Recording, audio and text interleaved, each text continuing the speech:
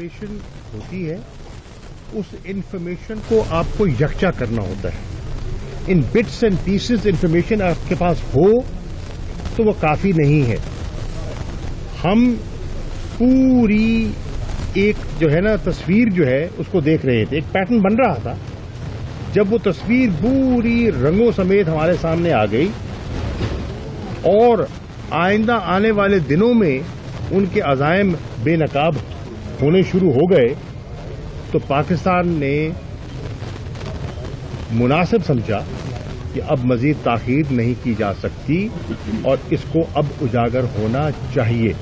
ये नहीं कि हम पहले बात नहीं कर रहे थे, बात हो रही थी, सफारती सतह पर हो रही थी, जिसको क्वाइट डिप्लोमेसी कहते हैं, उसके जरिए हो रही थी.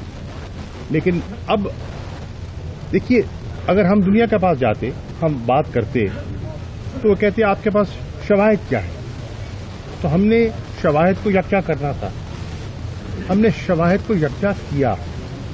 और जब हम मुतमईन हुए कि जो हमारे पास शवाहिद अब जमा हो गए हैं वो बहुत ठोस हैं, बड़े वाज़े हैं और वो किसी स्क्रूटनी के मयार पर उतर सकते हैं, तब हमने इसको पब्लिक करने का फैसला किया. जब सिक्योरिटी खतरात के पेश नज़र पीडीएम अपने जलसे जारी रखे हुए हैं तो बतौर हुकूमत वक्त आप उनको क्या सजेस्ट करेंगे कि वो इस तरह के जो जलसे हैं उसको फिर वक्त पोस्टपोन कर दें? देखिए, अर्जी है कि जब हम या मैं कोई बात करूंगा तो उसको सियासी रंग दिया जाएगा. एक फितरी सा रिएक्शन ये आएगा, ये घबरा गए. बिल्कुल नहीं घबराए और ये घबराने की बात नहीं है. हम दयानतदारी से समझते हैं कि ये एक संजीदा मसला है और इस मसले को कौम के सामने रखना हमारा फर्ज था. वो भी कौम का हिस्सा है, उनकी हिफाजत भी हमें मतलूब है.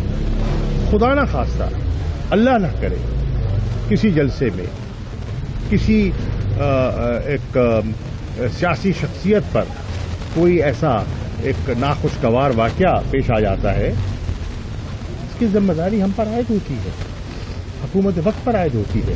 हमारा फर्ज है उनको आगाह करना, हमारा फर्ज है हकायक उनके सामने रखना, फैसला उन्हें करना. हमको अपने फैसले का उनका पाबंद नहीं कर रहे.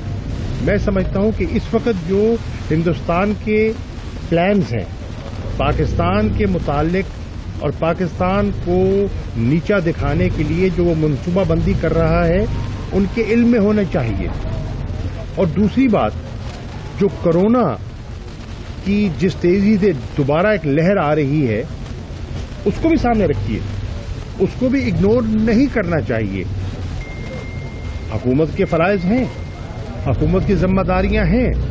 मुझे याद है जब पिछले दिनों में अपोजिशन की शख्सियात आए दिन ये मुतालबा करते थे कि लॉकडाउन करें, फौरी लॉकडाउन करें, कोरोना फैल रहा है, एसओपीज पर हमें अमल दरामद करना चाहिए. आप रोज सुनते थे, देखते थे और अल्लाह ने किया, हमने किया और उस पर कामयाबी हासिल हुई.